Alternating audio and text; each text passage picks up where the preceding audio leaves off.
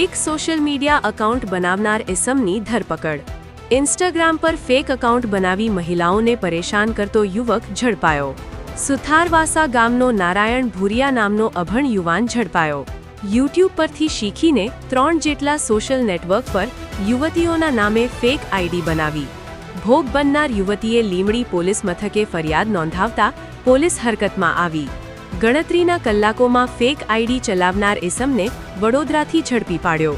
આરોપી છૂટક મજૂરી કામ કરતો હોવાનું પોલીસ તપાસમાં ખુલ્યું। આધુનિક યુગમાં સોશિયલ નેટવર્ક જેટલું જરૂરી છે તેટલું તેનો દુરુપયોગ પણ વધી રહ્યો છે। માતાપિતાએ પોતાના બાળકો મોબાઈલમાં શું કરે છે તેની ખાસ દેખરેખ રાખવી જરૂરી તેવી ડીવાયએસપીએ કરી અપીલ।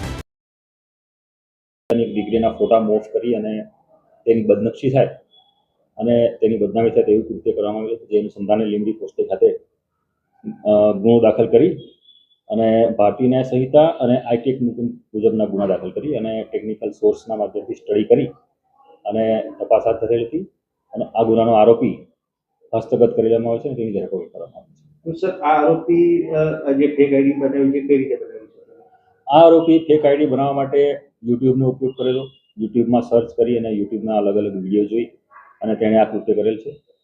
આપ બધાના માધ્યમથી હું તમામને વિનંતી કરીશ કે પોતાના બાળકો યુટ્યુબમાં શું સર્ચ કરે છે તેની પણ માહિતી રાખે અને બાળકોના ઉપર ટાળે। આ જે આરોપી છે જે તે કોઈ ભણેલો છે કે કેમ? આશ્ચર્ય થશે તમને જાણીને કે આ કામનો આરોપી એકદમ અભણ છે, તેમ છતાં યુટ્યુબના માધ્યમથી બધું શીખે છે।